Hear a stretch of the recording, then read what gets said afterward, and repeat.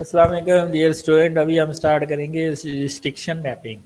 Restriction mapping बहुत important है।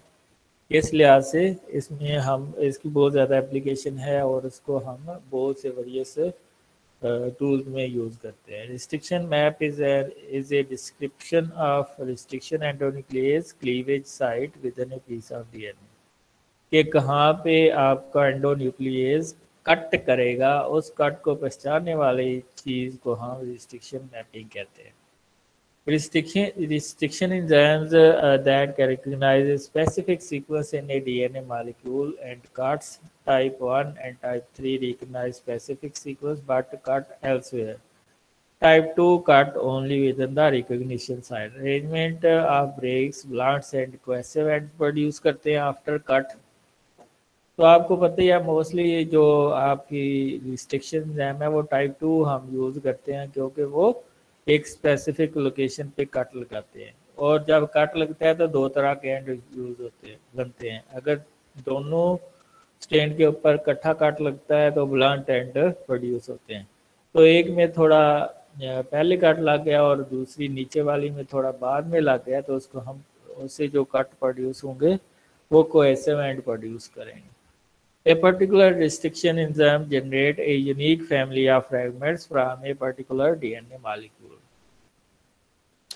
Generating such a map is usually the first step in the characterization of unknown DNA. इसका हमने पिछली video में भी थोड़ा एनालिसिस किया था। Typically, restriction enzymes that cleave the DNA infrequently are used. 6 base pair recognition site. The DNA to be restriction mapped, it usually contain within a well-characterized plasmid or bacteriophage vector for which the sequence is known. कि कहाँ पे आपके DNA के ऊपर cut लगेगा, कहाँ पे bacteriophage पे कट लगेगा, आपको वो पूरा उसका मैप आपके सामने होना चाहिए। In fact, there are many, usually multiple known cloning site, restriction site, mutually flanking the uncharacterized DNA, which facilitate mapping the DNA. Application कहाँ पे है जो रिस्ट्रिक्शन मैपिंग की? Identify the size of the insert के जो आपने insert किया हुआ है उसका डीएनए का साइज क्या है। Checking the orientation of gene in cloning, mutation study में यूज होता है। Removing part of gene to check whether the sequence you get back from the sequence lab company correspond to the piece of DNA you send out. To check whether the sequence assembly is correct in case of shotgun sequence of a genome. Using a computer to generate a restriction map. Need to have the sequence of the DNA. ठीक है।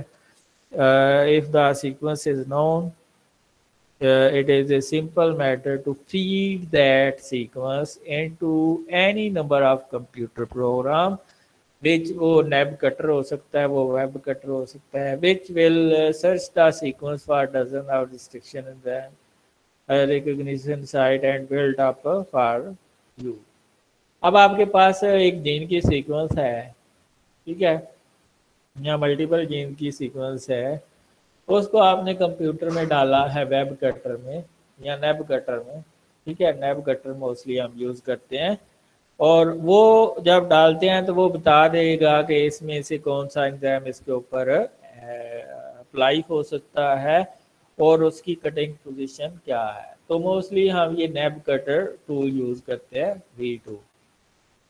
This tool will take a DNA sequence and find the large non-overlapping open reading frame using E. coli genetic code and the site for all type 2 restrictions that cut the sequence just once.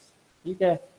By default, only them available from nab cutter nab are used, but other sets may be chosen. Just enter your sequence and resubmit and submit. Further option will appear within the output. The maximum size of the input file is 1 megabyte and the maximum sequence length is 300 kilobase pair. तो ये आपके पास नैब cutter है इसमें आप अगर किसी gene की file को आप जमा कराना चाहते हैं तो इधर ब्राउज करेंगे, जहाँ फाइल है उधर से इसके ऊपर अपलोड कर देंगे, या अगर किसी जीन बैंक से लेना है तो इधर से भी ब्राउज करके ले सकते हैं। या अगर आपके पास सीक्वेंस है तो आप इधर पुट कर सकते हैं। पुट करने के बाद आप लिखेंगे नैब एंजाइम, ठीक है। तो इसमें स्पेसिफिक एंजाइम क्लास 2 के आ जाएंगे, ठीक है। तो आपके डीएनए की ओरिएंटेशन क्या है, लीनियर है, ठीक है। Minimum operating frame to be displayed 100 minus का उसको आप करना चाह रहे हैं, तो आपने ये सीक्वेंस पुट कर दी है, ठीक है। पुट करने के बाद आपने इसको सबमिट करा दिया, ठीक है। सबमिट करवाने के बाद आपके पास ये रिजल्ट आएंगे कि ये वाले एंजाइम यहाँ पे कट लगाते हैं, ठीक है।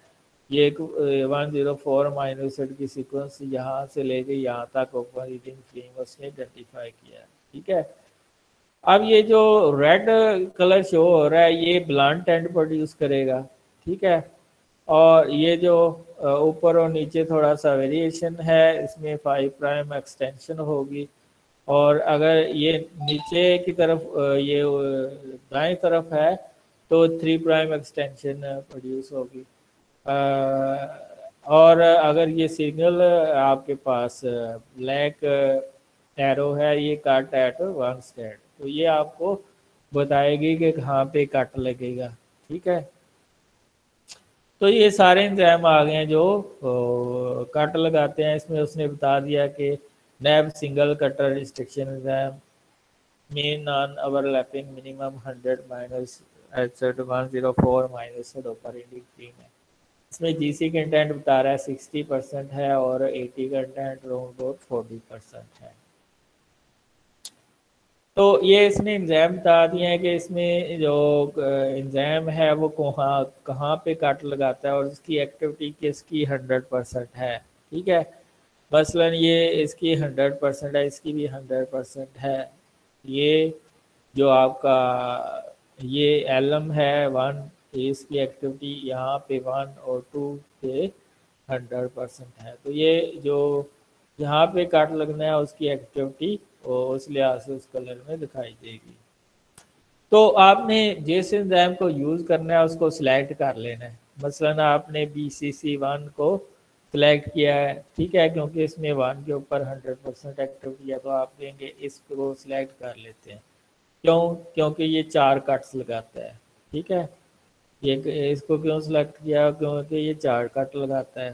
अब ये जो वाला जो है ना 11 कट्स लगाएगा, ठीक है। तो इसको सिलेक्ट करके हमने सबमिट करवाया तो ये कार्ड्स आ जाएंगे, इसके जितने भी हैं इसके मतलब वो सारे इसके कार्ड्स आ जाएंगे, ठीक है। तो इसके कार्ड्स में उसने भी 4 कट लगाए हैं तो फ्रैगमेंट्स जो है वो 5 आए, ठीक है। एक फ्रैगमेंट आया आपके पास 223 बेस पेयर का, एक आया 134 का, दूसरा 123 का, और आखिरी 2 आए 90 और 52 के, ठीक है।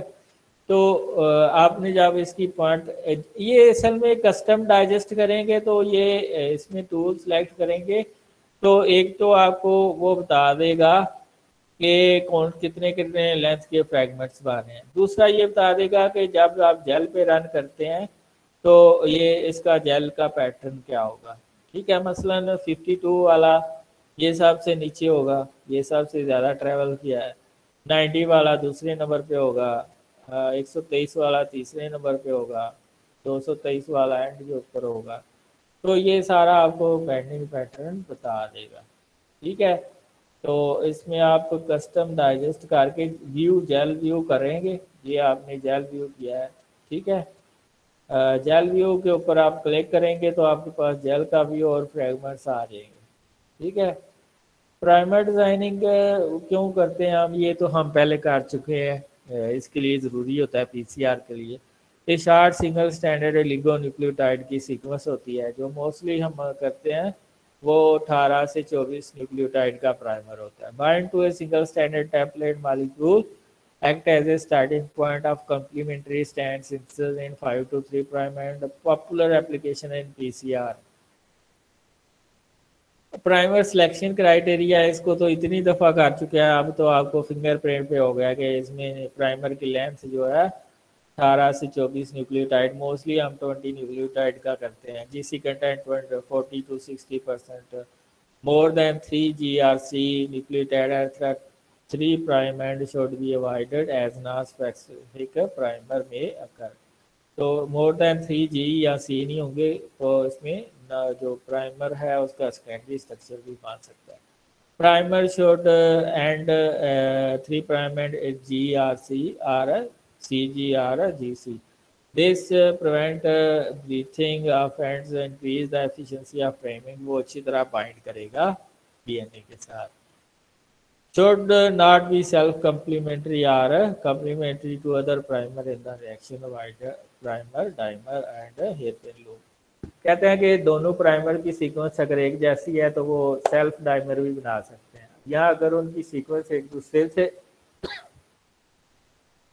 किसी जगह से मैच कर रही है अपनी ही सीक्वेंस से, तो वो सेल्फ डाइमर भी बना सकते हैं, अपने ही साथ डाइमर बना सकता है। ठीक है, अगर हाफ सीक्वेंस से कम्प्लीमेंट्री है। और सेकेंडरी स्ट्रक्चर भी बन सकता है अगर मोर देन 3G और C है। Melting point of flanking branch should not be differ by 5 degrees centigrade, so the GC content should be chosen accordingly। For degenerate मसलन वो कह रहा है कि जो आपका मेल्टिंग टेम्परेचर होता है वो अराउंड 59-60 होता है, तो ये जो आपका नीलिंग टेम्परेचर होता है मोस्टली ये 4 to 5 डिग्री सेंटीग्रेड उससे कम होता है, 4 to 5 डिग्री सेंटीग्रेड उससे कम होता है। तो उस लिहाज से उसने आपने देखना है। For degenerating primer at least 3 conservative nucleotide must be located at primer 3। ये कंजर्वेटिव न्यूक्लियोटाइड यानी कि एक जैसे न्यूक्लियोटाइड होते हैं उसमें। एप्लीकेशन ये आपको पता ही है, पीसीआर की जो रिस्ट्रिक्शन मैपिंग है उससे आप जीन ऑफ इंटरेस्ट को प्रोड्यूस करते हैं, उसको फिर आप पीसीआर में यूज़ करते हैं, या उसकी हिब्रिडाइजेशन प्रोब करते हैं, या रैपिड में यूज़ करते हैं, या डीएनए सीक्वेंसिंग में यूज़ करते हैं, या क्लोनिंग में यूज़ करते हैं, या डीजेनरेट प्राइमर बनाने में यूज़ करते हैं। तो ये पीसीआर है जिसमें मल्टीपल कापीज हैं। रैपिड में क्या होता है कि एक सिंगल प्राइमर को आप यूज़ करते हैं, वो डिफरेंट लोकेशन में जाके बाइंड करता है और वो एम्प्लीफिकेशन करता है। तो रैपिड को कहते हैं क्या है आप, रैपिड को क्या कहते हैं आप लोग, इधर जा, हाँ इसको कहते हैं रैंडम एम्पलीफाइड पॉलीमार्फिक डीएनए। यानी कि एक पॉलीमार्फिक डीएनए है उसमें सिंगल प्राइमर आकर लगता है और वो डिफरेंट फ्रैगमेंट्स प्रोड्यूस करता है। डीएनए सीक्वेंसिंग में रोल है automated DNA sequencing low much longer read than manual but sequence length obtain from single run is limited. तो इसके फिर हम फ्रैगमेंट्स बना के उसकी सीक्वेंस करते हैं, तो इससे फिर आपको सीक्वेंसिंग का डेटा इजीली हो जाता है हैंडल करना। Primer working strategy for extension PCR, यानी कि आप एक टाइम पे एक प्राइमर यूज़ कर रहे हैं, थोड़े वक्त के बाद दूसरा, फिर तीसरा।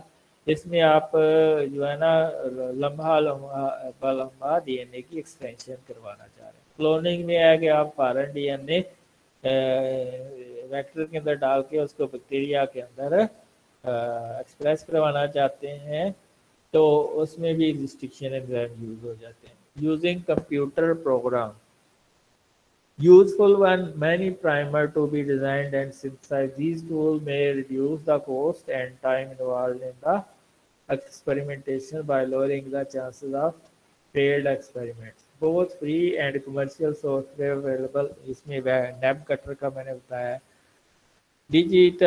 ये प्राइमर किस तरह बना सकते हैं, ये सॉफ्टवेयर है, इसके तो मैं तो आपको बता चुका हूँ, काफ़ी ज़्यादा टूल हैं।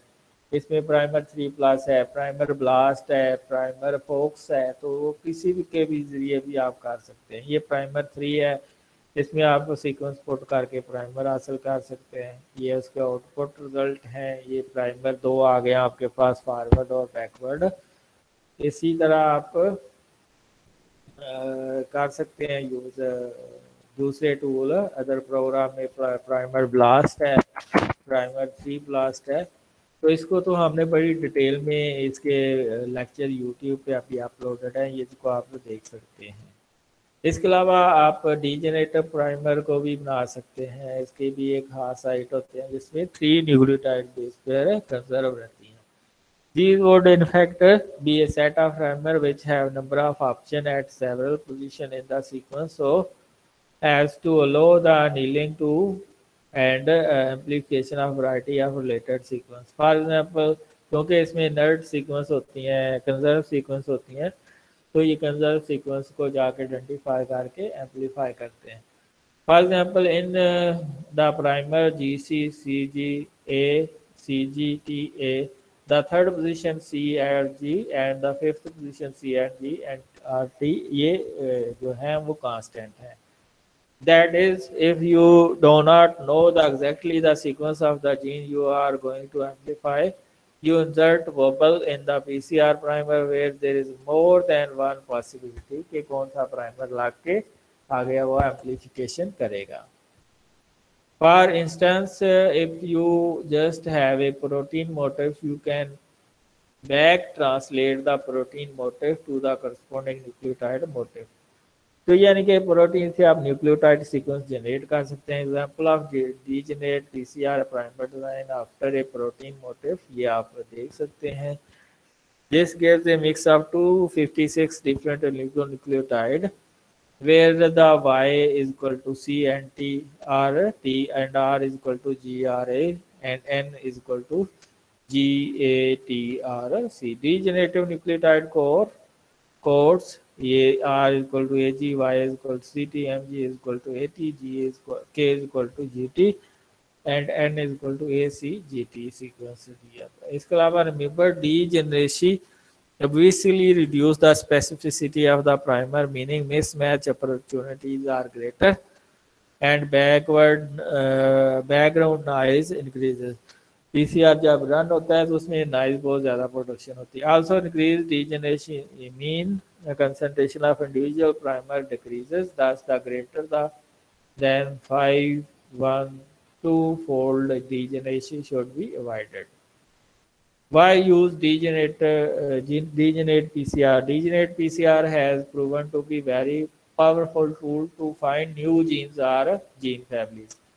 क्या आप नई जीन्स को फाइंड आउट करना चाहते हैं तो आपको पता नहीं है कि इसके ऊपर कौन सा प्राइमर लगेगा, तो आप डीजेनरेट प्राइमर लगा देते हैं। Most genes come in families which share structural similarity. By aligning the protein sequence from a number of related proteins, we can find out the part of the protein is conserved and what is variable। अगर तो एक जैसे primer एक जैसी sequence के ऊपर लग रहे हैं तो इसका मतलब है वो प्रोटीन सीक्वेंस हर दूसरी फैमिली के अंदर भी कंजर्व है।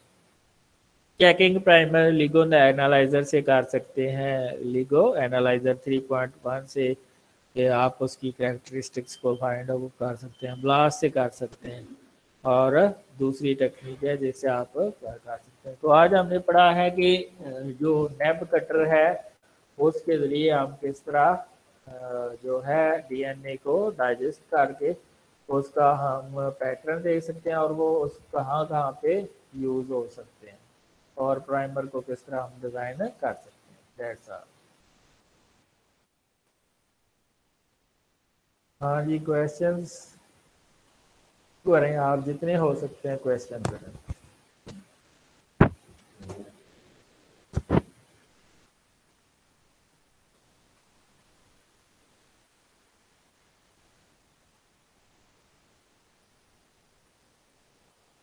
हाँ जी, किसी का कोई क्वेश्चन है तो बताएं।